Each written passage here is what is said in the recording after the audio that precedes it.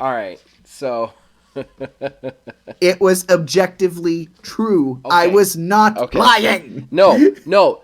What you're failing to fucking see, though, is the way you responded to it proved that you were overdramatic, not the story that you were telling. She said you're overdramatic because you go crazy about this thing.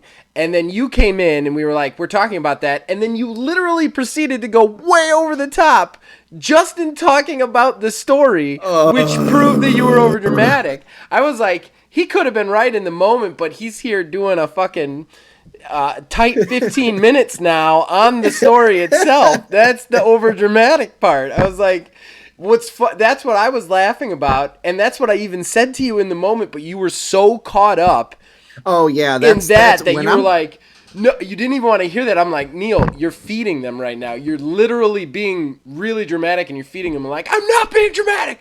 It was true. I'm like, oh, the only thing I can compare it to is, have you ever seen those videos when somebody has like the 2-man operated auger for drilling, and somehow somewhere along the way they both like let go of it and it just spins on its own in the ground?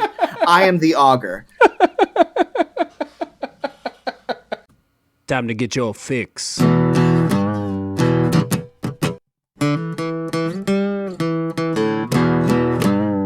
It's a horrible gaming podcast. It's not good, it's not great. Horrible gaming podcast. It's not even what you would call fair. It's really not that good.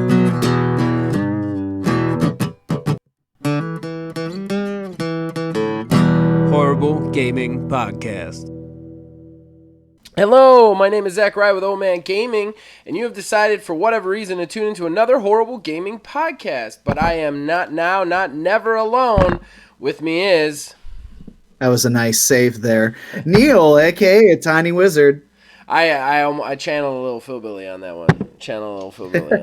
Not gonna lie. Philbilly, if you're out there, that was a little bit of you, a channel right there.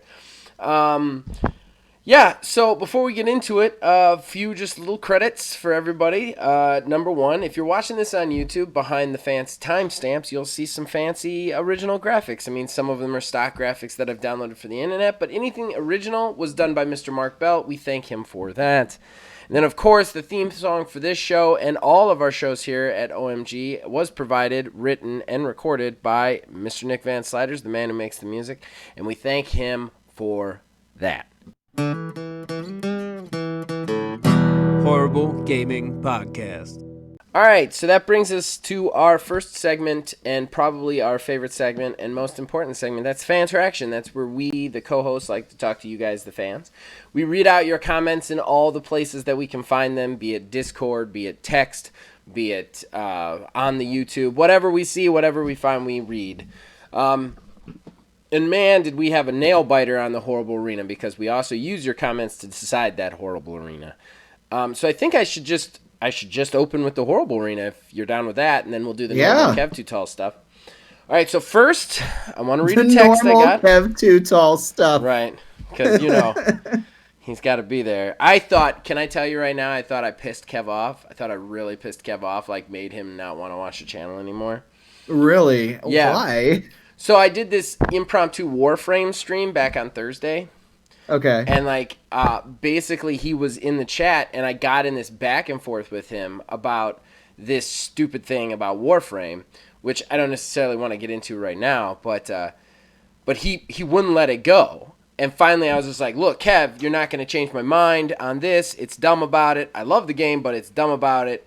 It's going to be dumb about it. We're going to have to agree to disagree, because I don't want to keep talking about this for the next hour and a half. We had already talked about it for 40 minutes. So I was like, agree to disagree. In like the nicest way possible, right? He was just gone. Yeah. He didn't talk again for the rest of the show. Like, he was just vanished. He vanished from the show. I was like, holy shit. I've actually managed to piss off Kev Too Tall. But he's commented on every video since. So I think all is well. It could very well just be that he popped onto the stream for a minute and had other things to do. I've done that before. Usually, though, Kev says bye. Usually Kev's like, gotta go to bed, bye. It's usually how Kev signs off on the chat. That's why I was like, that's really weird. But yeah, it could have been. It totally could have been. I thought, because like that was the last interaction, then he was just gone. And this is all in the show, so I guess Kev will get to hear all of that. So my brother sent me a text a couple hours ago. If it is not too late, I vote for your game. It feels like a Guitar Hero approach to family games. He also wanted to just chime in and say, also, just FYI, I definitely did get Yuffie in Final Fantasy VII and even mainlined her for a portion of the game. Not sure I should be proud of that, though. Laugh out loud. Because we were talking about that last week, and it's an optional character, so I thought that was weird. Okay, so that's his first vote. So 1 vote for me. Starting off good for me. It's not going to end good for me, though, ladies and gentlemen. Spoiler alert. So let's go to Kev's big old ramble. Okay, so I had to listen to the arena 3 fucking times before I finally settled on this vote. You can either say I didn't vote or I am voting for both of you, which is not true. My reasoning for this is very simple and straightforward, which it isn't. Zach pitched a superior game implementation of the concept that was given. Neil pitched the game based on the concept that I'd want to play first. They are both amazing ideas that I would play both. I guess if you consider the voting, that voting is supposed to be based off how I would spend my $60 when I stand there in front of the store staring at the wall of games. I vote Neil. So that's a vote. Again, I think you both knocked this one out of the park. I think it's funny that he's like, I'm going to vote for both of you, and then by the end he hasn't. He's voted kind of for you. So I'm going to count that for you, Neil. So that's 1-1. So Kayla chimed in. I remembered to comment this week. I liked both pitches, but ultimately my vote goes for Neil. Fair enough, Kayla. I think we both did a good job. So that's 2 for you, my friend. And then Philbilly330 chimed in. Surpriser, you got him this week. I think both of you guys' pitches were really good for the arena. I think my vote this week goes to Project Duality, which would be Neil's project. And then finally, I forced her to vote. I know she's not happy about it, but I made sure that since she promised she was going to vote, she would vote. I think that both games are really good, and I like many aspects of both. Honestly, I would probably own both, but coming down to which one I would purchase to play with our kid, I have to vote Zach's pitch. Sadly, this is based solely on the fact that I'm afraid I couldn't navigate the 3D platform game myself, as we have established on Prelude. I do think that both games sound really intuitive and interesting, though. So if you're all counting at home, Neil beats me 3-2 on that one. And can I just say, I think that's been our best arena, both turnout and pitches, in a long time. Oh, yeah. That was a good one. All the way around. And I'm happy to lose to it. So that makes it 13-12. You know, I'm really interested to see how this week's goes as well. So am I. Because I am really unsure of mine. Really? Yeah, really unsure of mine. So we'll have to see. So now into the Kev Too Tall Normal comments. He only had 3 this week. He commented, the GTA 5 thing simply breaks down to one thing: personal accountability. It's a lost way of doing things. Kevin, I'm going to say this.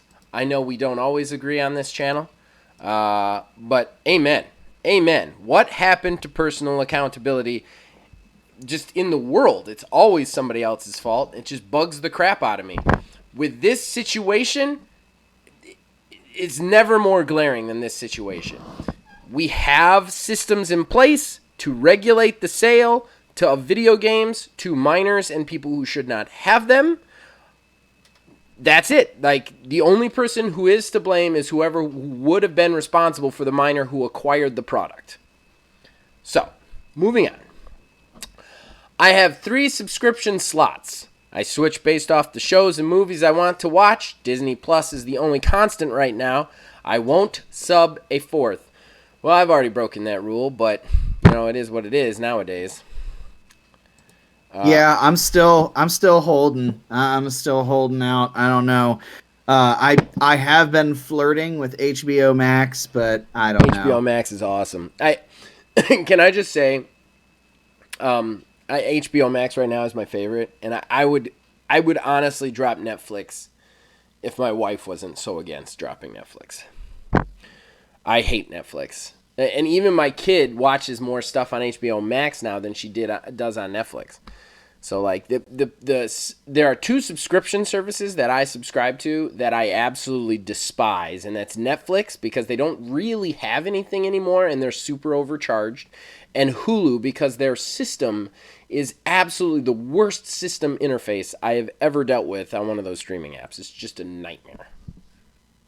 Yeah, I'm not that big a fan of the Hulu interface on our TV either. Netflix, like, I'm cool with Netflix. I have no issues, but the problem with Netflix is, like, the stuff that we watch, it all hits at the same time, and it's like, or at least that I watch. Right. It's just like, oh my God, like, watch it all. I binge the whole, like, whenever Stranger Things comes out, like, we'll go through the whole season in 2 days. Yeah. And then after that, it's like, well, it's just the same old stuff that they had on rotation. So Right. And then we got Kev Tutal saying, Yuffie is all about the waifu marketing. You guys forget that anime girls sell games, merch, and everything else now. Sid is a way better side character, but his merchandise potential is a fraction of Yuffie. End of discussion. It is never the end of the discussion, Kev. I will disagree with that. We always will discuss things and find ways to discuss things more. We never shut up here. It's like our mission statement. I mean, that being said, I do agree with him. That being said, yeah, I agree with that. I see it. Honestly, though, if I was going to, like, I mean, aren't there any other female characters in Final Fantasy VII? I guess not, right? It's just Tifa, Aerith, and Yuffie. So I guess she had to be correct. If she's the anime girl. I guess I get it. But at the same time, I still don't kind of get it. But it's fair. That game is definitely not for me to get and never has been for me to get. All right. So that's it for fan traction, unless you want to add anything, buddy. You know what? Actually, yeah. Okay. So I actually had a bit of response for my PC rant. Phil had messaged.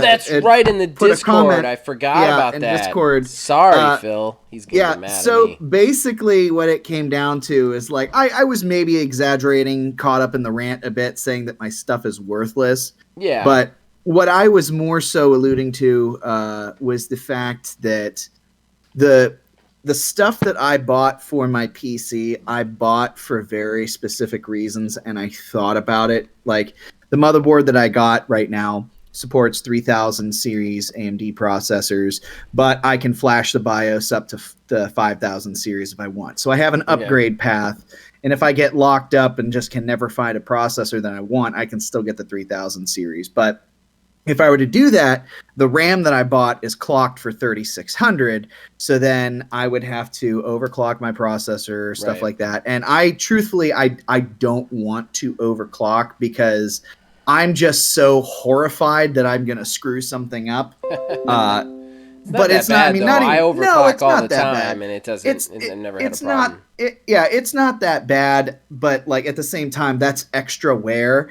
And like I basically said, like, with me doing this PC, like, if I'm gonna do it, I'm gonna do it. I don't want to cut any corners. I don't want to make any concessions. The only thing that, like, I'm really looking at personally is what is just way too extreme for the money that I'm looking at, and how long is it going to be before I'm going to have to replace these components, depending on what they are and what I get and what's available to me. So, actually, Kev messaged me too. I only got to respond to him once because I had gone into work whenever he messaged. Sorry, Kev. But he had mentioned too that there are actually sites, had I known about these, I probably would have gone this route, that basically let you build your PC at cost. Like, you pick what you want to put in it, they put it together, and you pay them a builder's fee, and that's about it. And given the access to everything being the way it is, I almost feel like that might have been a better route for me to go. Might have been.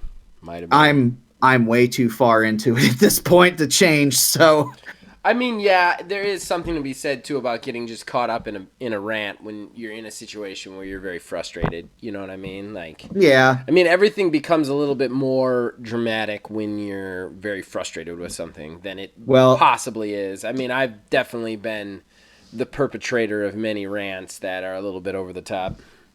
Well, if you talk to my wife, you'll hear her tell you that I am the most dramatic individual on the face of the planet. She may or may not be correct. You have proved it. You proved it at that Friendsgiving you had, and I find that hysterical. Oh, God, no. Ugh.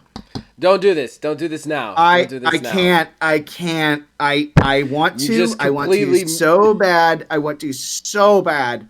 Move on. Let's just go. All right, guys. Let's go. We're going to head into our first talking point. Horrible Gaming Podcast. All right, so that brings us to our first talking point. Now, listen, guys, this talking point is not the most salacious. It is not going to excite our fan base as much as a lot of our other talking points have. But, you know, it's been kind of a slow news week, and this is just something I had it on my odds and ends. I kind of want to discuss it a little bit more in depth. So Neil decided to humor me. I know everybody out there is probably going to collectively groan when I start talking about it, but we're going to be talking about Marvel's Avengers, the video game. JK. Neil, you're an ass. Okay. I am. Okay.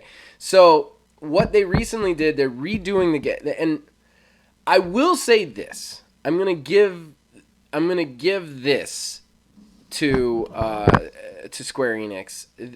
For whatever reason, they haven't given up on this game, which I don't understand why, but they haven't. So they're actually doing a rework for the new systems, for the next-gen systems, and you know they've already got one new character out there. They're going to be adding a second character, which can I just go ahead and point out how stupid it was to do two different Hawkeyes back-to-back, but... But still, it's two separate characters plus this rework.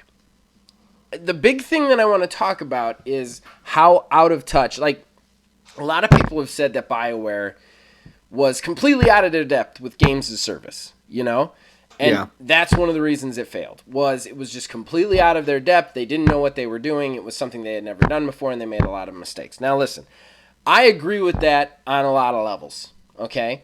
But if you want the example of somebody who is completely out of touch with their fan base, it is the people working on this Marvel's Avengers game, man. And I've thought about going back and trying it again, but I've looked at every one of their updates since it's come out, and they just routinely fix the wrong thing. And now, I guess I didn't talk about exactly what they fixed that's wrong, but the big thing in the news is they reworked the XP system so that there's a curve to it, so that it actually takes longer to get your heroes to level 50. So in a game that the biggest complaint about it was the grinding system, they have made more grinding. Not more content, more grinding.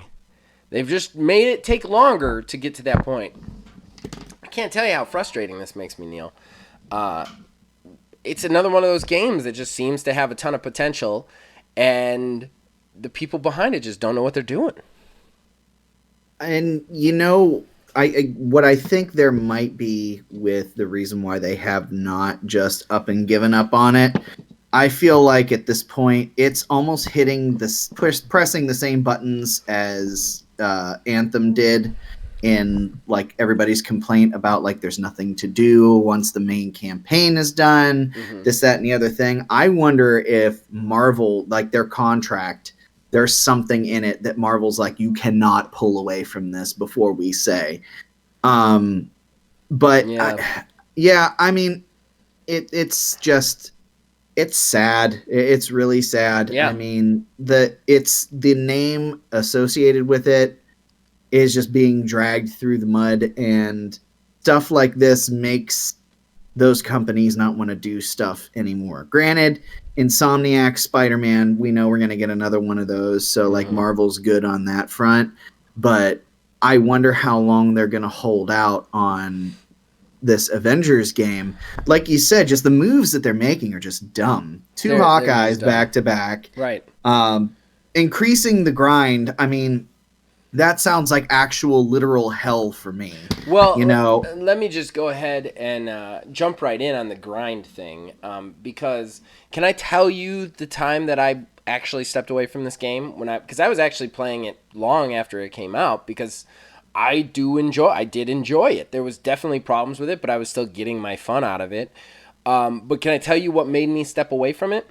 No, what was that? Okay, so one of the cool things about this game, one of the things that I enjoyed the most about this game as a games as service looter shooter is you could basically go into the game by yourself without even joining up with other players and just have the team be filled out with AI versions of your other Avengers. So if you grind out, say, Hulk, right? And you get him to a good level and then decide to go grind out Cap, you could still take that Hulk with you in every mission you go into. And if somebody doesn't like spawn in with you, which is probably a better thing because their server, their multiplayer is so buggy, it's ridiculous. Or at least it was back then. But you could like go in with your other Avengers. So you could literally build out your own Avengers team, which I thought that was a really cool like extra layer of strategy to it, right? Yeah. So here's the problem with that is you have to get, so there's these really, really high level things, which are their equivalent of raids. I cannot remember what they're called, but if you're a Marvel Avenger player, you know what I'm talking about. They're these like multi-level like fights, and it's the same scenery as every other mission, which is annoying, but it's just higher levels and higher bad guys, and it's just the biggest challenge available, right? Right.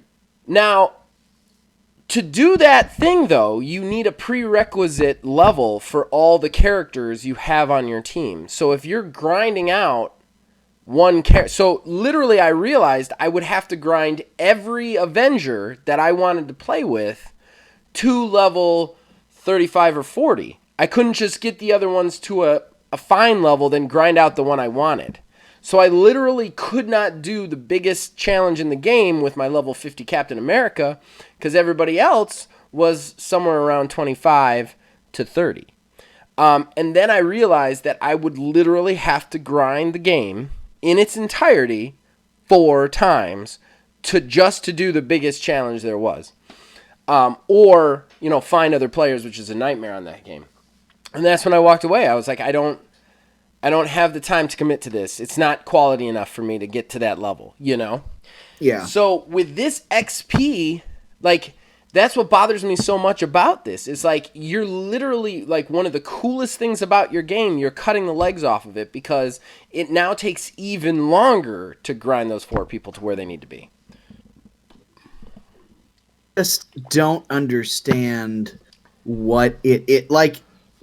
They obviously don't listen to the community at all. No. Or anybody for that matter. Like, if one of your main complaints about the game is the grind, why are you going to make it longer? Right. Like, you're already hemorrhaging players. There's a lot of people who are already turned off to it. You would want to bring them back. Like, I don't understand why this is a thing. What is their reasoning for this? Yeah, I don't get it.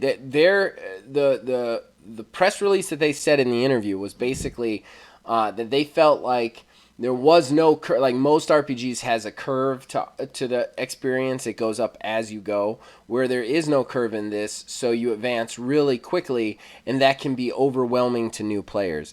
Let me just go ahead and say this right now. There is nothing overwhelming about the skill trees in Marvel's Avengers. It is the simplest skill tree setup that I've ever seen in my life. There's nothing overwhelming about it. So, like, that falls flat immediately. And I can't think of anybody wanting to get into the game who's like, I don't want any power. I want to have no power as long as possible because it's complicated. Have you ever heard a player say that? Ever in your life? Not at all, ever. No, the minute you go into a game like that, a game where you unlock abilities, you look at those ability trees and goes, I want that, Why not just give that, why make it longer to give that person that thing they want, Like, I understand there has to be a grind because it's a looter. I get that. There has to be some kind of grind. The game is going to be about grinding in some sort of way. But to make the least fun aspect of the grind. Like, this isn't a loot grind that they've made harder. This is an experience point grind for in-game abilities. Which... Yeah, that's a major difference, too. Mm-hmm. Because at least with the grind for an item, for a drop, you at least have an end goal. Right. With the grind just for experience, I mean, yeah, obviously you have that end goal, but your end goal is not something like once you hit that end goal, you know, that's where things stop. Yeah. That's where things end. With grinding for experience, you know that there very well is going to be more stuff beyond that. And honestly, that's one of the biggest issues that I have with a live service game is no real goal to go for at some point. Right. And that's a thing. I gotta say, I think, you know, not to shift this completely to another game, but Warframe is a game I've been very into lately. Anybody who follows the channel knows that. You know, every time I talk to you about games as service and how to do games as service right, you know, I'm like, I don't understand why companies can't do it right, you know? Yeah. Warframe does it right. They do it 100% right with the exception of some kind of insidious monetization schemes that they have going on. But as far as the actual model for how they release content and how they give content to you, they 100% do it right. Now, to your point, they probably don't have that goal-oriented thing that you like, you know, like going to that, like not just going after the loot and stuff. There's definitely a lot of freedom to it instead of like, go here and fight this bad guy, you know? Right. But one of the things that they've done is every 4 weeks they've added a weapon to that game since its release. They've added a new weapon. It's been going for a long time too. Every 4 months they've added a warframe. There are 40 plus warframes to find, loot, and build in that game. Like, that's what I'm talking about. When I talk about games as service and content, you have to constantly be giving that stream of content.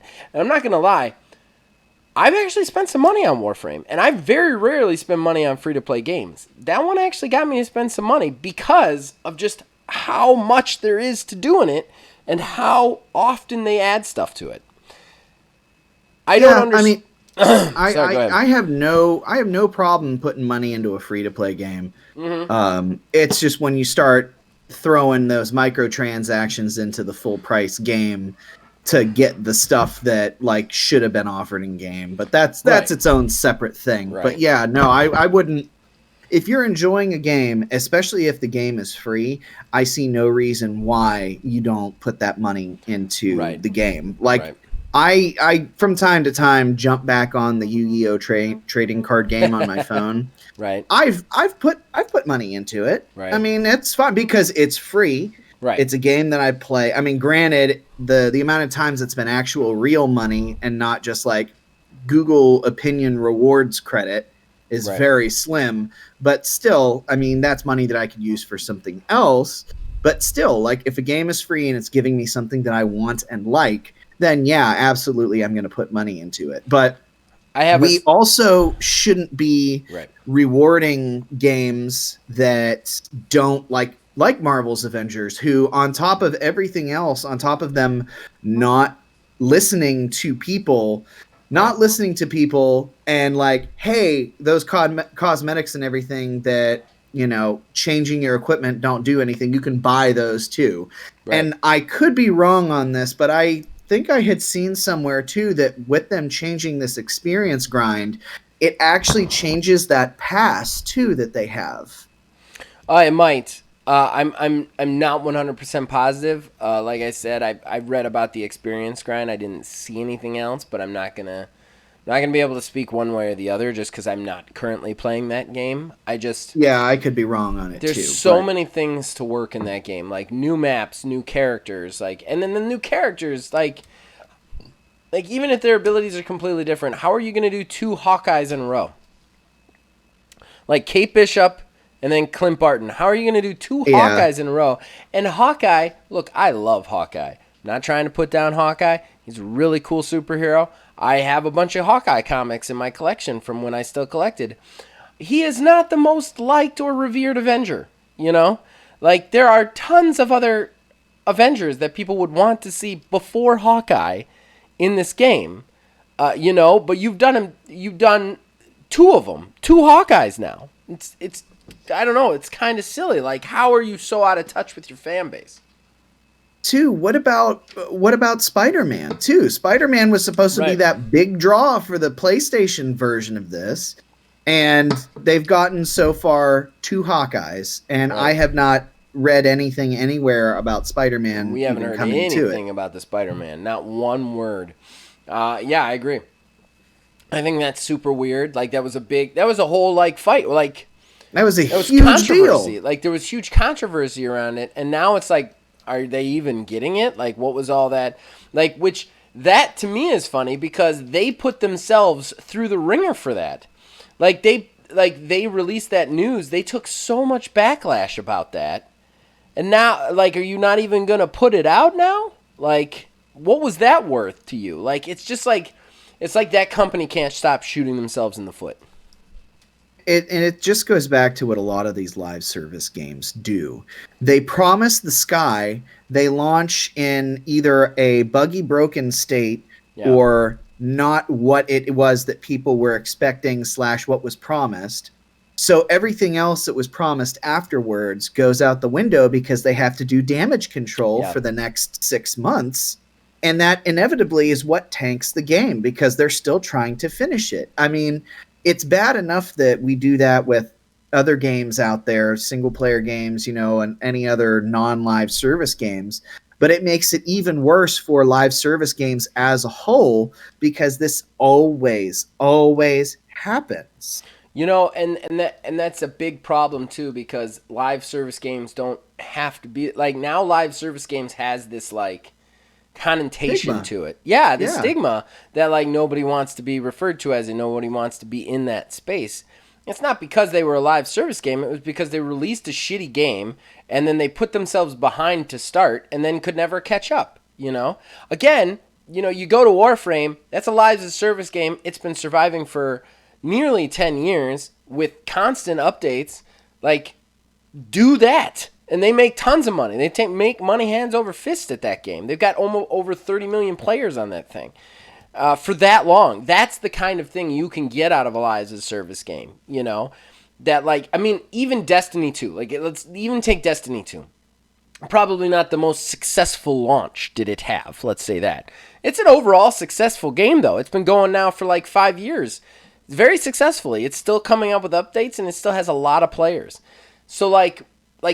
And I don't even think that's one of the superior games to serve. You know what I mean? Like, I think that one falls short on a lot of levels. But, like, they at least released a game in a decent state without a ton of bugs so that they could just immediately start delivering content to people, you know? And that's 100% the problem. These people, they look at these games and they go, well, we'll release it in a buggy state. We'll fix it later because we're a live service game. But the problem is when you do that, you immediately put yourself behind. And when you have a grindy game like this, you need a constant injection of content. Because grinding is not content. And you need that constant injection of content. That's what was wrong with Anthem. Like, they were trying to fix that game from launch day, you know, until it got shut down. And the problem was trying to fix a game doesn't give players any new content. So anybody who's suffered through the bugs, you lose them because you're not giving them anything new. And anybody who didn't suffer through the bugs has already walked away. You're probably not getting them back without new content, you know? So you end up in this huge limbo space. Exactly. Like, I don't know. That's just my thought process on it. But I tell you, for this Marvel thing, it's like I keep seeing updates on it, and I get this little twinge of excitement, like, ooh, maybe I'll download it and try it again. And then I read whatever the update is, and I'm like, man, you guys just don't listen to anybody, do you? Not anybody. No, I still think that this game is going to I still think that it's just going to fizzle out. I think at this point, it came out in September, was it? Yeah. I mean, I don't know how it. I don't know how it's been getting. Like, I don't know how they're justifying the updates it's been getting. Like, exactly. Like, I mean, I know that their player base dropped off 80%. Like, where are they getting the money to justify a rework to the next generation and new characters and new story content, you know? I think that they may think that that's what's going to bring people back. But, I mean, if they keep doing stuff like they've been doing, literally making the game less fun on purpose, then right. What's the point in them even adding new stuff? Right. What's the point in them putting new content in there if they're going to keep messing with the systems to the point, like, to literally say, like, hey, this is extra grindy now. We know you hate the grind. Here's some more grind. And yeah, you'll get another character later, and it's going to be great, but it's also going to be extra grindy. Like, that's not going to bring people back. You have to wonder how many developers did they put on reworking the experience system, and how many of those developers could have been put to, I don't know, making a new map for people to enter and fight people in, you know, or creating a new villain for people to deal with. Like, like, you know what I mean? Like, you're on top of that, they're fixing a thing that wasn't broke. Wasn't broken at all. There wasn't anything wrong with the experience point system. Like, so why are you making it harder? Like, and that's an easy season 2. An easy season 2. Throw another villain in there. Right. Seriously, just throw another villain in there. Throw another villain. There's only 3. So yeah, put another villain in there. Change the villain system. Put a nemesis system in this game. I cannot tell you. Oh, you can't do that. That's copyright. I know, it's copyrighted. All right, well, I think we've covered this. Let's go ahead and move on, man. Alrighty. Horrible Gaming Podcast. All right, so our second talking point today, like I said, slow news week, so we're just going to have a little bit of fun. Both myself and Neil have updated our favorites. Now, if you guys are Discord members, first of all, if you're not Discord members, please join. The link is in the description below, and we'd love to talk to you. We have a lot of people there who just chit-chat. Everybody has fun. It's great. It's great fun. But there is a section, one of the threads on our text channels is a Foundation-only text channel so that you can know what the 3 Foundation members, myself, Neil, a.k.a. Tiny Wizard, and then PhilBilly330, Buildmaster General, are playing at any given time. Myself and Neil have recently updated our 5 favorites. So, Neil, you want to do yours first? Sure. Okay, go for it. We could talk about each game, too. I'm totally okay with it. We got plenty of time. Yeah. So, mine's even been updated from here. So, just overall, I have been just going for smaller, quicker games just because A, it's just time, and B, it's a lot of stuff that I routinely come back to. But I'll just start off. I haven't played it since I put this post up, really. But Mario Odyssey, I finally got through Mario Odyssey. Nice. And I'll tell you, Mario Odyssey does a thing that I really like. When you finish the game, the other half of the game unlocks. Huh. So when you finish the game, it's only the first half. So you're going after Power Moons the whole time. Right. And I hear that there's a robust end game to that one. Oh, very much so. So from there, I mean, you think that you played through everything, but nah, you're not even close. Pathways open up, stuff like that. So like there's areas that were inaccessible before they're accessible to you. So I have been playing through Beautiful Joe. I mentioned this a while back in one of my pitches. It's just one of those games that just showed up like in my forefront of my mind recently. And I was like, man, that was a good game. I'm going to play through it again. I've been playing through it on the PS2. I actually reconnected my PS2 and it's been getting its work. Yeah. So, I mean, it's just a fun, weird 2.5D side scroller beat 'em up game. Absolutely love it. Guitar Hero 3, I unfortunately haven't played that much. I, again, am playing it on the PS2. I cannot get the latency figured out. It is so bad. It's to the point to where it's like 2 milliseconds off, which is huge. And even still, like I was pretty good at Guitar Hero, and I can't even get through stuff on like medium anymore with this because it's the lag is just so bad. I was a Rock Band guy, and whenever we get together, I would always be on the mic and just scream my fucking head off. I'd be hoarse after that, man, every time. There's some songs that I can sing pretty good on there, but like other than that, I mean, it's always just fun shits and gigs playing through Guitar Hero and Rock Band. Yeah. They're fun. And they actually keep getting updates too, which is interesting because they keep getting like the tracks for new games, not new games, new songs. So they just keep updating those same games over and over again with new songs. I'd be really curious to see how much money they're making from that. Like how many of those songs actually sell? Like who still has? I mean, I still have all of my full band equipment, right? But it's definitely not connected on a regular basis. I mean, they must be making enough to justify continually doing it. Yeah, I mean that's true. Which is interesting to me. So, Super Metroid. I actually already finished Super Metroid shortly after I had posted this. I've just been on a Metroid kick, and I've been dying to play through the Prime games again, but I don't want to start them on the GameCube if it's going to turn around and pop out on the Switch. Yeah.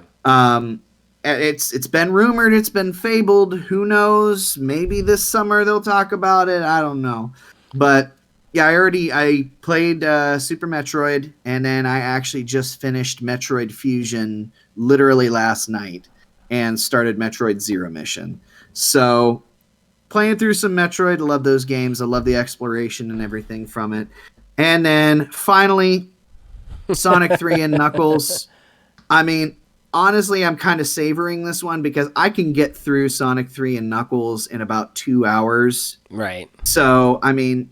after I do finish that, I'm playing through the Sky Sanctuary Zone right now, so I only have one more world to go, and then I'm thinking about maybe jumping back onto Sonic 3D Blast because I always had a hell of a time with that back in the day, and it's one of the few Sonic games that I never beat.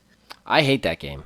I have to say though, it's not intuitive. No, it is not. Best Sonic games ever, in my opinion.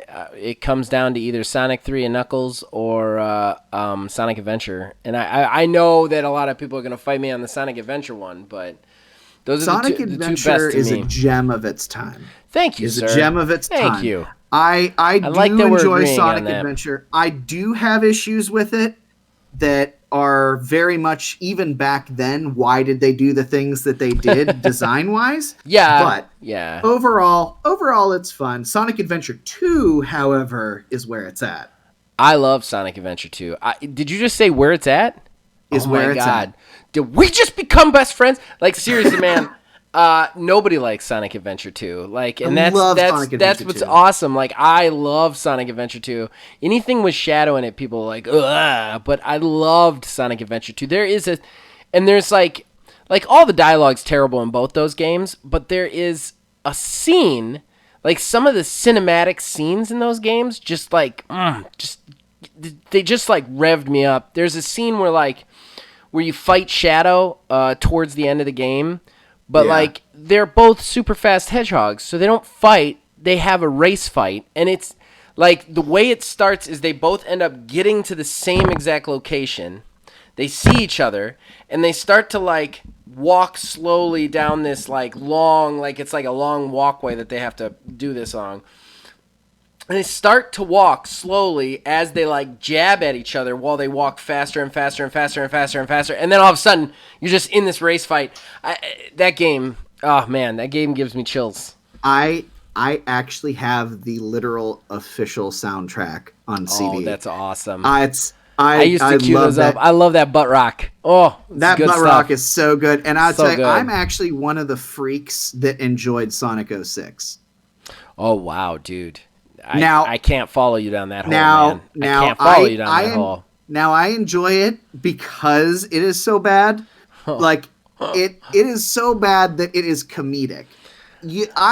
The stuff that happened when I played through that game, there was one part I was literally just running like on the surface of a building, and I just dropped through the floor for no reason. Like just great, just fantastic, horrible things. The loading screens happen every 10 seconds, and they take 30 seconds to a minute between them.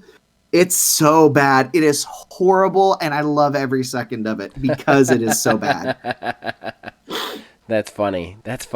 I don't know. I like my games to be playable, even if like I can't. The bug stuff drives me nuts. Like I would much rather laugh at bad dialogue than fall through buildings and just get murdered by invisible walls and stuff. But Sonic Adventure 1 and 2 are my jam, man. I beat those with 100% completion, both of them.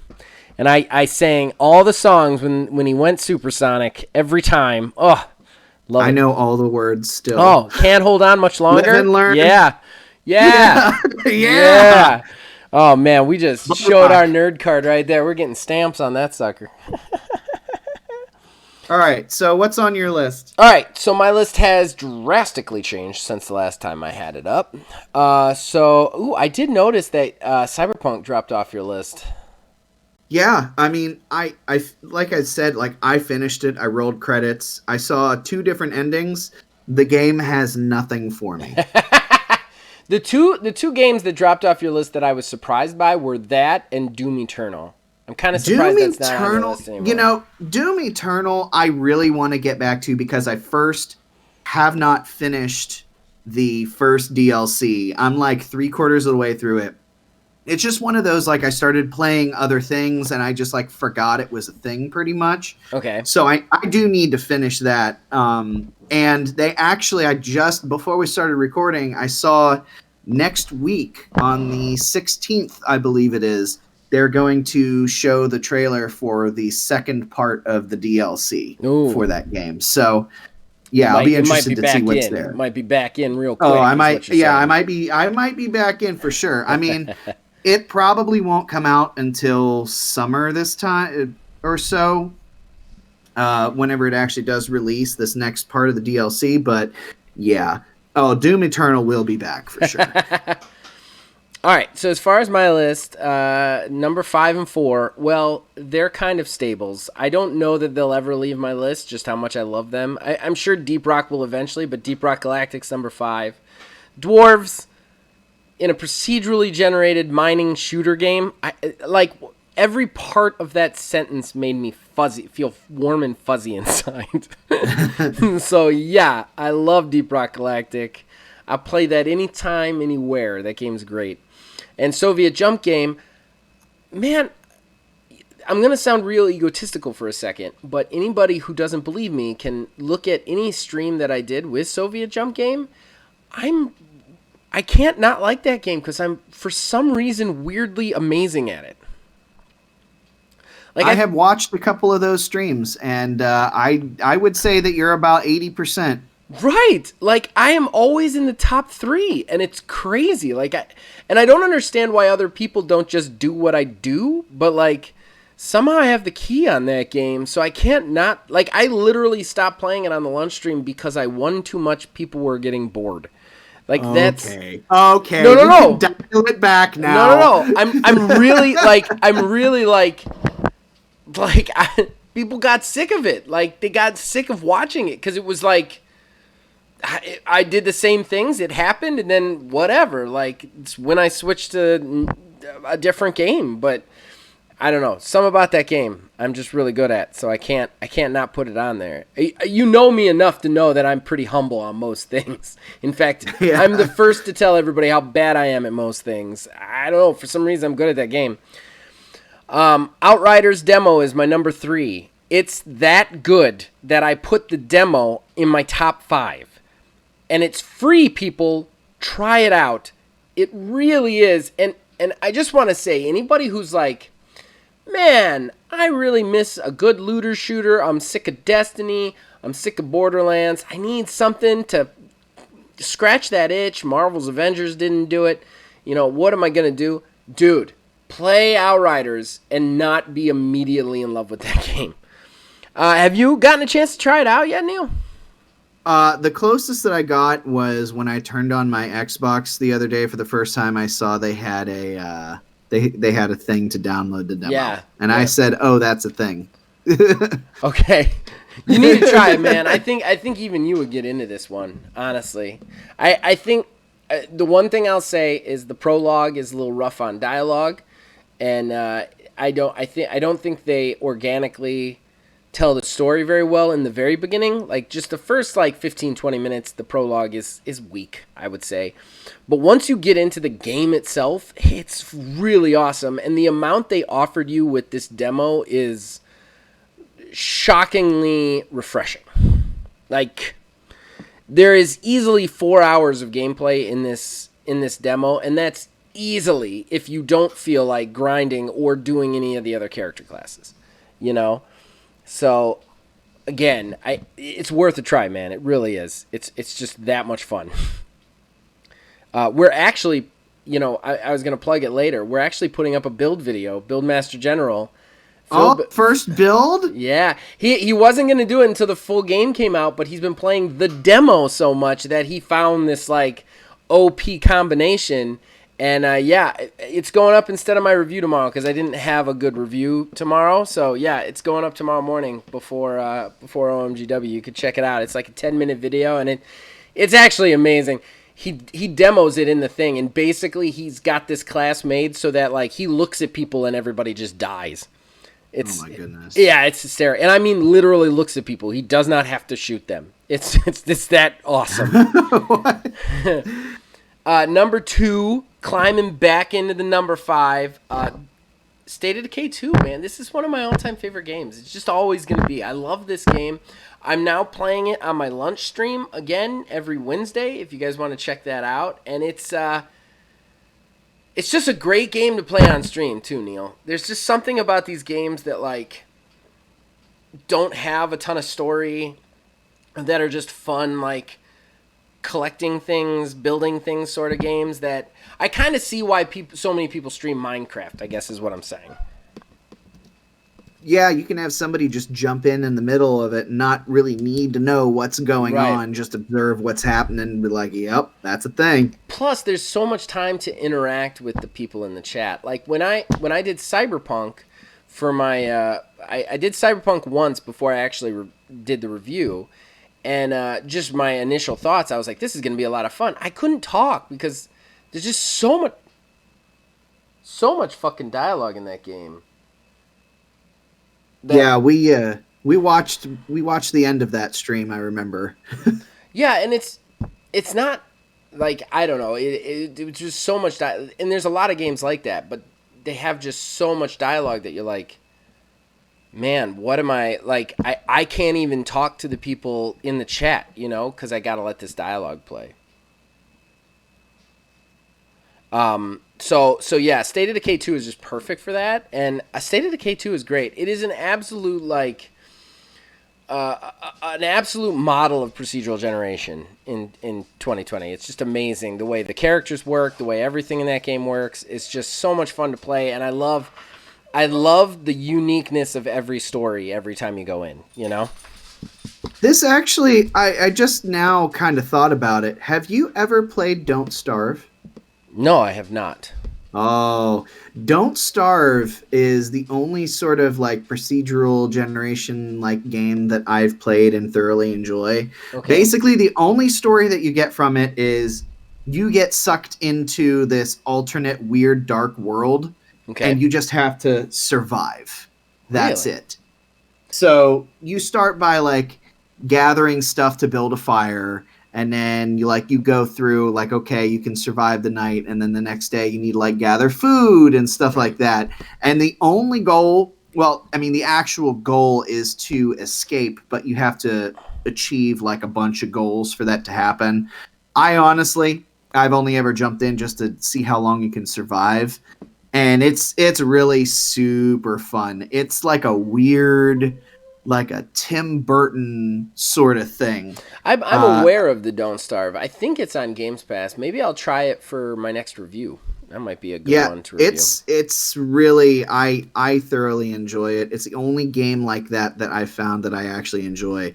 I would say though, if you do go to play it, just play the base game, because there are some expansions that expand things out, because you got your standard meter management, sleep, hunger, stuff like that, but then it adds other ones in too, like depending on what one it is. Cold, wet, stuff like that. Yeah, there's a lot of stuff to it. But yeah, you might actually enjoy it. It actually could be a fun stream game too, actually. I'll check that one out. And then finally, the other game that I'm going to start streaming probably Thursday nights, if possible, and that is Warframe. I'm playing it on both PC and Switch. This game, man, it's got me good. And I'm just going to say this right now. If you play Destiny 2, stop playing it and play this game. Because this game has everything Destiny 2 has, and plus so much more, and it does everything that Destiny 2 does better. Like, it's just amazing. And it's weird because I've tried to play it multiple times and always kind of fallen out of it. But there are a couple of things I don't like about it. I think the story is very hard to access and kind of keep up with what's going on. They don't make it necessarily readily accessible, I guess is what I would say. Plus, it's very hard. There's a high barrier of entry in it, Like, you really have to use those online wikis to figure out what the fuck is going on. But if you stick with it and you do, God, this game is just so rewarding on that front. It just keeps pulling me back in. I play it every day, constantly, any chance I get. And I don't know. I've already started streaming it on the channel. I'm playing it on PC again. I wasn't gonna, because it doesn't cross save or over at all. But I'm going to and anything I play on PC, I'm going to stream basically. So you'll be able to watch the entire PC journey on stream. And that streaming is really great for that. It gives you a reason to do something you normally wouldn't do, Yeah. So, so that's it. That's my 5. That's your 5. You want to go on to odds and ends? Sure thing. Horrible Gaming Podcast. All right, so that brings us to our final segment, the odds and ends. It's not our final segment. I don't know why I said that, but our next segment is odds and ends. Basically, this is where we find little news stories that we feel are worth mentioning, but don't necessarily deserve an entire talking point. So, Neil has 5. I've got 3. Neil, why don't you start us off, buddy? All right. So apparently, there's a Minecraft Dungeons arcade cabinet in the works. Apparently, it's going to introduce a system where play unlocks physical cards. And then these cards are scanned into the cabinet to maintain a sort of like save file, I guess. This is an interesting idea. I kind of like when they introduce stuff like this, but at the same time, unless you live in a huge city, you're probably never going to come across one of these things. I remember I'm a pretty big F-Zero fan. I have F-Zero GX on the GameCube, and they had an F-Zero AX that was in the arcade, and there was a special thing to where you could have your own progression go through the arcade cabinet if you brought your GameCube memory card and put it in there. And I wanted so badly to find it, but there's no real Dave & Buster's accessible to me at that period of time. So I never got to do it. So, I mean, it's an interesting idea, but then at the same time, like, you got to carry these cards around when you're going to, wherever the arcade that you're going to go. I mean, I'm sure there's a market for it, but it just doesn't sound very appealing to me because right. A, I don't want to carry all that crap around, and B, the game sucked. So, right. Okay. All right. It is very strange. I have to wonder to myself, who is this for? Yeah, that's the thing. It's just a cash grab. Yeah, it's like, this is interesting, but who wants this? I don't know that anybody does. All right, well, I guess I'll go with my first one. All right. And it's a fun one. It's a fun one that I've got to mention. So, Madden 2021 came out Okay. recently, or is about to come out. I can't remember, but it's right around now. So famous rapper Snoop Dogg decided he was going. Oh, I already know what to do. He was going to do a Twitch stream with the new Madden 2021 game. He got on the Twitch stream. He started playing Madden. He had a frustrating game. He got beat within the first 20 minutes. He got upset and rage quit. However, he completely forgot to turn his stream off. So his stream stayed active for 7 hours. If I recall correctly, like, he can be seen like walking around in the background, and he kept his music going, so you could just hear all these like musical tracks. People were listening to it just as like ambiance music. Like, they were like, oh, this is a nice mix, like, I'll just go there. And it was just literally his living room until like, I think it was like 7 hours later, he realized it was still on. Like, somebody texted him and he came down and turned it off. Yeah, I didn't know that he kept his stream up. I heard that he got beat and rage quit. I didn't hear that last part of it. He left it on. He left the stream on. He rage quit. He quit the game, but he never turned the stream off. So it just kept going for like 7 hours. It was hysterical. So that was mine. I thought that was funny as hell. I read that and I was like, that's going in odds and ends. Oh yeah. So apparently Resident Evil 9 has been in development since 2018. Resident Evil 9.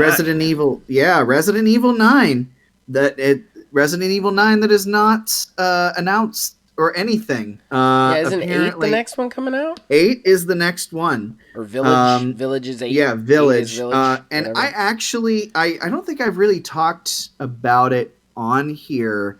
I did make a mention on Discord. I did play the Resident Evil 8 demo. I am not a fan of spooky games. Yeah, same here. I am a large man baby, and I will tell you, it was absolutely horrifying the whole time. Especially given how realistic everything looks. It was. Outside of that Astro's Playroom that came with the PS5, that was my first like PS5 thing that I played. Right. And I really only did it for that. Everything looks hyper realistic and absolutely horrifying. May or may not have almost shat myself at one point at the end.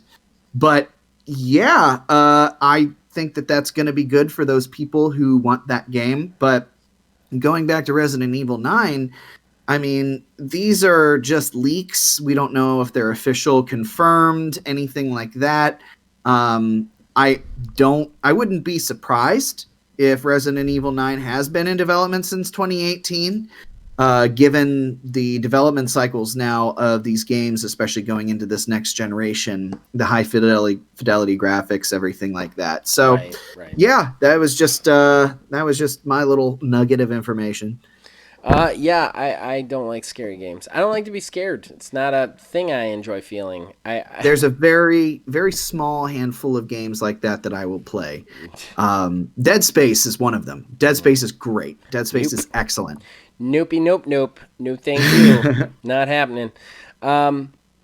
Okay, so next up for me would be Epic decided to buy Metatonic. And if you're wondering who Metatonic is, it is the people who created Fall Guys, which is the super popular battle royale right now. So Epic Games now owns Metatonic, which is interesting. I gotta say, I'm wondering what they're gonna do with that, what they're gonna do with that property, and what they're gonna do with Fall Guys in the future. Especially since it's like on everything now. What lasting imprint this could have, you know? Yeah. I just hope that they aren't buying the hype. I hope that they are buying the company and buying the product. I hope they aren't just buying the clout surrounding this game right now, because especially with these companies that like to just throw money around to gain footing, a foothold within the space of just buying people up because they can.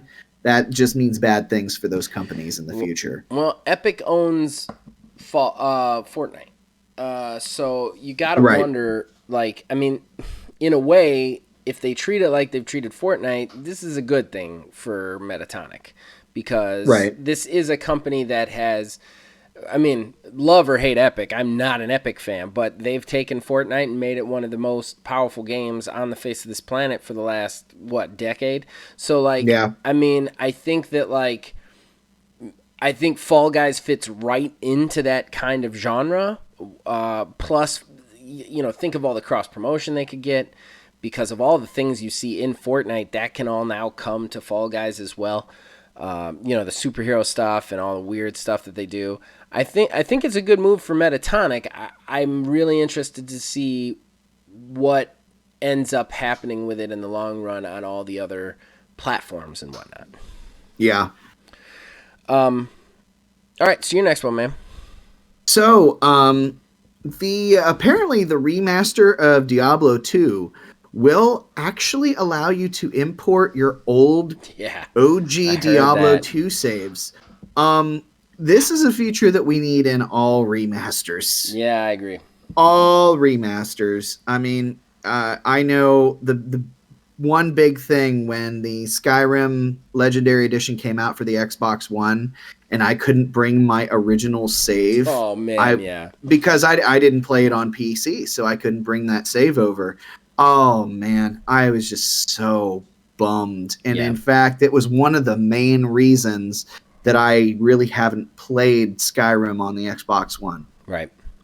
And I completely agree. Like, Skyrim was good enough to get me back into it again pretty heavily, but, like, still, that was heart-wrenching when you don't get to, like, bring your thing over from the old thing. And especially Diablo 2, coming from how old Diablo 2 is to what it is now, I'm pretty impressed that they're able to do that. That is very impressive, yes. Yeah.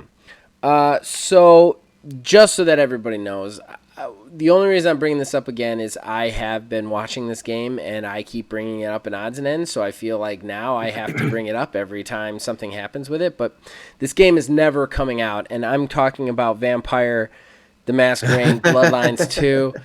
So Hardsuit has laid off a bunch of developers that were working on Bloodlines 2 because Bloodline 2 got delayed, and the company responsible for Bloodlines 2 took the game away from Hardsuit.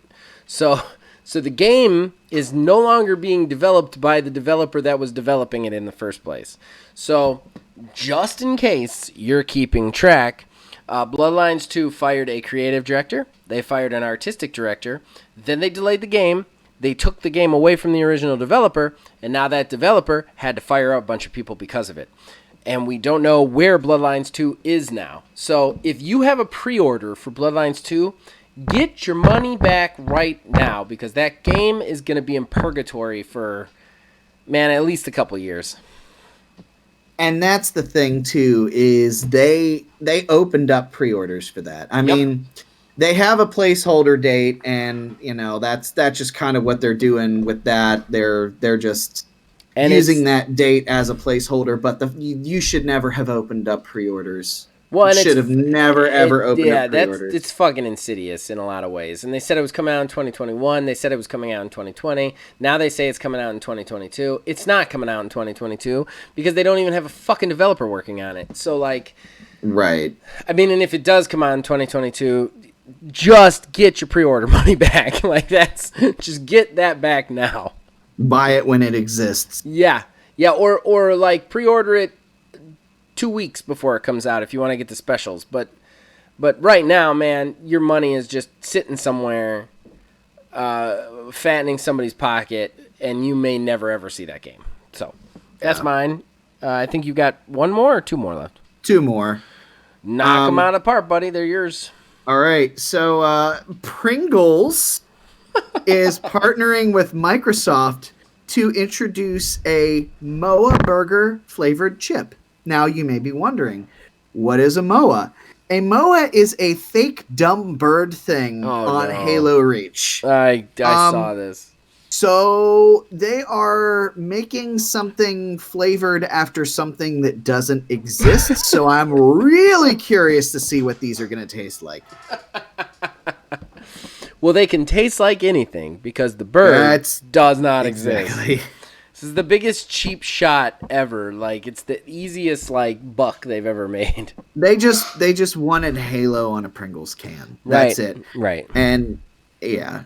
Yeah. So and then my last one, bringing Doom Eternal up again. According to the LinkedIn profile of the former project management leader of Doom Eternal, the game has made over $450 million. Wow. This is without any microtransactions, any loot boxes, and doesn't even account for the game being on Game Pass.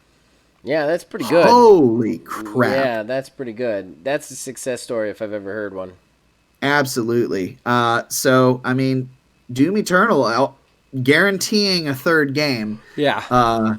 I'm sure. Now, I just want to see how long they're going to keep making these Doom games, because I feel like that's one of those series that you kind of have to let lie after a while. I mean, I don't know. I don't know. You're in a position now, like, where you're talking about. It's the same with like Halo. Like, we're gonna get spin-offs of it, and we're gonna get like all sorts of. There's gonna be 7 of these things. You know. I don't know. Yeah. Like, you're only 2 games into a shooter, and it's made that much money. I think we're gonna be seeing Doom Eternal for the eternally. I just really hope we don't get well, actually, it might be kind of interesting. Like a Doom Eternal Battle Royale or whatever. I'm one of the weirdos who enjoyed the original Doom 2016 online multiplayer.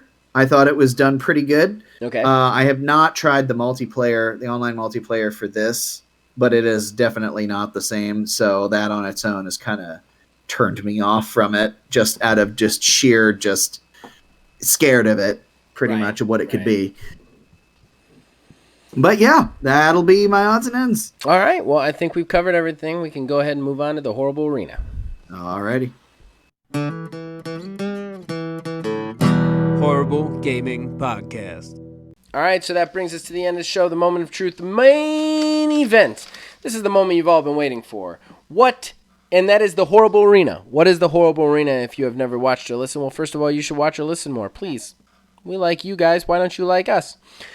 If you haven't, the horrible arena is where us, the co-hosts, will pitch you a game based on pre-existing criteria, either decided by the guests or we take turns picking. Now, the criteria we picked last week was turn a tabletop RPG into a video game, period. Very loose, whatever you want to do with that. Now, we are going to both take turns pitching you that game. We will pitch you the game itself, the title of the game, and then the developer that we have chosen to make the game. Then you guys will get to choose which one you want to spend your hard-earned money on by going to Discord, the comment section below, Facebook, Twitter, wherever you want to say it, and telling us which one you would buy. Then next week we will decide a winner. So the Quantum Coin has been tossed. Neil gets to go first. Neil, take it away. Alrighty. So my game is going to be called Project Adamantos, and it will be done by Larian Studios. So Project Adamantos is a turn-based RPG based off of D&D's D20 system. And the game itself is twofold. The first part of the game is a pre-made campaign that can be played solo with 3 AI characters or up to 4 players. Up to 4 players online. The campaign would see the group in a world where magic flows freely throughout nature, but was out of reach to humans until they developed a process wherein they bind their human soul to a grimoire to harness the natural magic in the atmosphere. Binders would belong to guilds, where they would be contracted out for work, all of which would be regulated by the government, which is full of bureaucracy. The player and the group they are playing with would be new recruits at the Adamantos Guild, where they will be sent on their inaugural mission to clear out a group of illegally operating binders, where they stumble upon a dark plot that is far larger than anyone could have imagined. The game would feature standard RPG systems and D&D systems. As players progress through turn-based combat, they would gain experience to gain levels where they expand their abilities. And outside of combat, they can use their skills to solve problems with people and situations. Normally, this involves, leveling up your base stats, strength, fortitude, dexterity, wisdom, intelligence, charisma, as well as skills, and as well as their skills and gaining new abilities. However, as a binder, they can choose to adopt an element instead of a stat boost if they so desire that they can adapt in combat. The player could use this element to change how attacks and spells they cast function.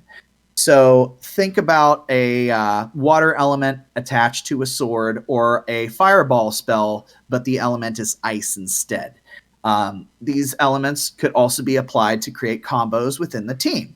So let's say someone attacks an enemy with water elementally based attack. That enemy is then considered wet. Then another character hits the enemy with a lightning based spell or attack. So the water would conduct the electricity and do extra damage.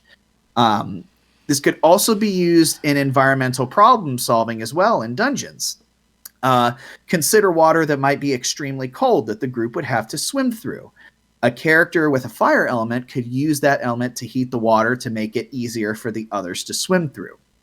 Of course, all of this would come down to dice rolls that would take place within the game, basically a random number generator. However, there could be a bonus system in place as well, using things like resting regularly or eating certain foods that could give yourself situational bonuses on actions in addition to the player's standard skill modifiers.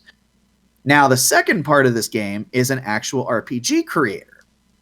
Using the assets in the game and others that could be introduced as possibly DLC or modded in, the character could design a campaign using systems much like the Snap Map system in Doom to create their own adventures for other players that could be uploaded for anyone to access, and would even have the ability for one character to act like the DM, like an asymmetrical multiplayer game where they can take over controlling NPCs or enemies. But the most important part of all of this would be rule mods that would be like house rules that could alter the fairness and flow of play. This could also allow for players and DMs to do things that aren't explicitly covered in the base D&D rule set. Things like possibly re-rolling a d20 after rolling a 20, which would normally be a crit. If they get another 20 in a row, it could be an auto kill. Rolling two sets of stats during character creation, allowing the player to choose the better result of the stats. Adding bonuses or penalties to certain actions or during certain events, giving players the opportunity to help or hinder other players or enemies using their skills, and even creating your own NPC characters, your own character classes, or enemies. This would also give the players the opportunity to implement custom systems into a game using a light if-then programming system, allowing for custom events or personal loot drops that normally wouldn't exist in the standard tables within the game. So that is my pitch, Project Adamantos. Great pitch, man. Great pitch. Thanks.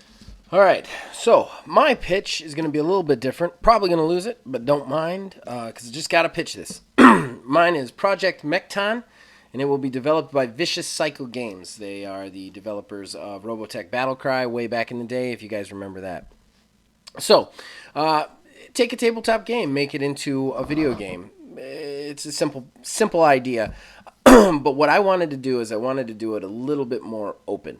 I wanted to take a system and kind of make it more about you making games for your friends in the game. So, Mekton is a game. Project Mekton Zeta is a tabletop game, and it actually has the absolute best system in place for creating mecha, point-valued mecha, from scratch. And basically what Mekton Zeta is it gives you the tools to create the mecha and the characters and the world, and it lets you create whatever anime world you desire from it. So it's not necessarily restricted to like an actual world or an actual plot. It's just here is the overall like everything that you would need to create your own world. You do it in the game. So what my game would be it would be all about creating the mecha from, like, there would be a game master. What he would do is he would create the game from scratch by creating the mecha, creating the backstory, which would be very easy and quick to use. It would be selectable. Like, you wouldn't have to type it out. You could if you wanted to, but you would be able to select passages or different actual parts and put it together to define the world and what the story is. You can also then generate some NPCs around your heroes, whoever that is, and then of course you get some players to play this game. They get to play through the levels as you create them and make the decisions that affects their character. They will get to the next chapter and then they'll stop. They'll be awarded points, and then that will wait until you update with more episodes. So it's this kind of interesting network of creating a game by gamers for gamers sort of situation. And the game creation itself from the company would all be about the system in play. Now, the system itself would be a third-person action game where you are piloting the mecha but looking behind it.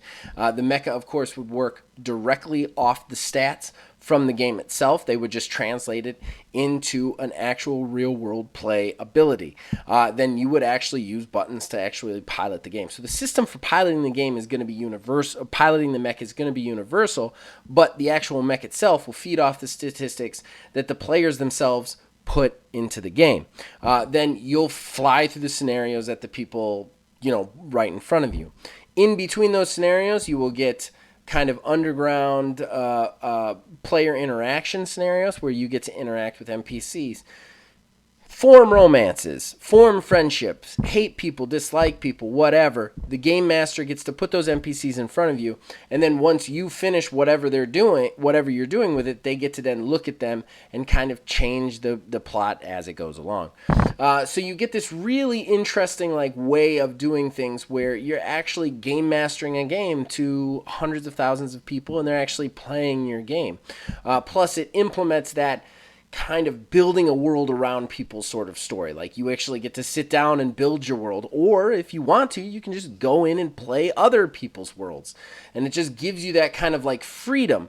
So the game itself would be much more a system of creating a game for other people than it would be actually having a game in place. So that's it. Mine is Project Mekton versus Project Adamantos. Two very interesting, diametrically opposed ideas. You guys now get to go to wherever you go, wherever we tell you, and vote. But Neil, you have to pick the subject this time, since you have to pick it for this week and the next week. Yes. All right. So next week, it's going to be a job sim. Oh my God, you've just made my day. Oh. Wait, let me ask you this. Job sim, does the job have to be completely realistic? No, get wild. You literally just made my day, because there was a game I wanted to pitch today, but I couldn't fit it into any role-playing game system. And you have just allowed me to pitch that, so I'm very excited. All right. Excellent. So we're about to plug everything. We'll be right back with the wrap-up. Horrible Gaming Podcast. All right, so that brings us to the end of the show and the shameless self-promotion that comes with it. Neil, you got anything specific you want to plug this week? All right. Well, the first episode of Prelude just came out with us playing Mario Party. Yeah, I was going to say, not the first episode ever, but the first episode where the first episode, right. Where Neil and Kayla join us for Super Mario Party. Very, very fun. Very much fun. Yeah. Oddly, just a quick side plug that's somewhat related. That game is going to be on sale here in 2 days on the 10th. Really? For Mario Day. How much is it going to be? Do you know? Because I might pick that up, honestly. Yeah, it's going to be $40. That game is a lot of fun. Fun. Yes, very much. Mario Party is always a good time. Can I ask you a question real quick? I know this is adding stuff to it, but off the cuff. Can you put AI characters in that? We played a 4-player game, but can you fill it out with AIs like the other ones? It has to be filled out with AI. Oh, so it has to be 4 players no matter what. Yeah, you can't. Earlier games had a 2-player mode. Right. But that just turned out weird. But yeah, it's. So you could you and Melissa could sit down and play, or all three of you could sit down and play and have the computer be the fourth person. That's exactly what I wanted to hear. Yes. So outside of that, Halo Infinite Road, it's still going at infinium, quite literally. We just recorded some fresh episodes the other night. Some hot, fresh episodes. Hot, fresh, steamy pile of episodes the other night. That's a good description right there. Our last episode's doing good. It's above 20. It's not right. Yeah. But yeah, Halo Infinite is still going. And then, of course, the podcast here, obviously. Yes. I'm here just about every single week. Of course. For me, specific plugs I'd like to throw out there. Number one, first and foremost, already did it, gonna do it again because the boy's not here, and I want to do it for him. The Build Master General's back with build video. He did a build video on Outriders demo. If you're listening to this, it came out yesterday. If you're watching this, it came out 2 days ago on the channel. Go check it out. He did this build in Outriders and literally broke the game. And I love Philbilly, man. You give him a game that he absolutely loves, and he's going to find a way to break it. So go check that out, if for no other reason than to watch him break a game, because it's wonderful. And then, of course, my standard plug, as always, please watch OMGW, OMG Wrestling. So much work goes into that show. I cannot even begin to describe how much work goes into that show. I love that show. It is my baby. Please watch it. Please. Trust me. And I do want to say, if you decide to watch any episode, make it the one that comes out this Monday. It's a little bit long for an episode. It's an hour and 13 minutes. But I assure you, you will not be disappointed. It is ridiculous. So please check that out. As far as everything else, you guys can check out everything we have to offer. We have shows basically every day of the week. Another quick plug, we're also doing live streaming now. Wednesday from 11 a.m. till about 12:40, I play State of Decay 2. And then I'm also going to be trying to do Thursday nights for Warframe. And then Philbilly has a every other week Call of Duty stream. And then we do other streams here and there. So please check those out. If you like streaming, we've got streaming for you. If you got like Let's Plays, we got tons of those for you. We've got in-depth stuff. Just look at our channel. We got something every day of the week, basically. And you guys can also contact us. You can contact us on Facebook at OldManGamingDH, on Twitter at OldManGaming9. You can join our Discord. The link's in the description below. You can influence this and all of our shows from there. Ladies and gentlemen, you keep watching. You keep liking. You keep listening. We'll keep making it. See you guys next week. All right, we're done, man. You know what I totally forgot to mention that we could have talked about? Yeah, this is the perfect time to bring that up. Oh, right. Absolute perfect time to bring that up. We just finished the show. You know what we should have done? I don't know how much we would have been able to get out of it. But I did that project for school working with Unity. Oh, yeah. Yeah. That was interesting. Yeah? Were you happy with the game that you created? Well, it wasn't going to make you do a whole game. It was just like a scene. How do I describe it? I'm putting air quotes around this. You can't see them, but they're air quotes. It made programming, quote, easy. Ooh. I've always wanted to try those things because I've always wanted to do like simple games, like digital card games and shit. It's very, you have to know what you're doing, basically. It's very difficult to jump in because it's an object-oriented programming system, so you don't have to write code necessarily. It's just, here are the things. You have, like, the asset thing that I downloaded. It was an RPG maker. So you do whatever you're doing, place things where you want to place them, either in the background, foreground, or midground. Okay. And like they kind of do their own pre-programmed things. Oh, okay. That's cool. but you can play test it in the middle of it. So you're doing everything, you put a new thing up, and it's like, okay, I want to see how this functions stacked against everything else. So I go ahead and there's a little play thing, and as it's windowed, just like you're editing video, the game loads up, and you can like kind of play it in the little windowed screen. I gotta say though, towards the end, as shit got more complicated, I just like ruined everything. So I had this like nice little house in the middle of a patch of grass. I had like 2 NPCs. I had a little fence with chickens. These little things that denoted like when the player character walked up to where it was, a dialogue box would pop up, stuff like that. I'm like, wow, this really like this is cool. I did a thing, and I'm like so like amped. I'm sitting here like, oh, I almost think that I could actually maybe like legit learn how to do this and do something with it.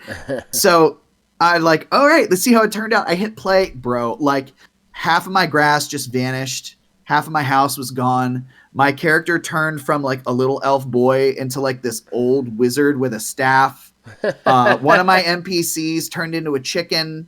My chickens turned into apples. There was a chest that showed up somewhere. I'm like, all right, so maybe I'll just play them. Maybe I'll just stick to playing the games. That's great.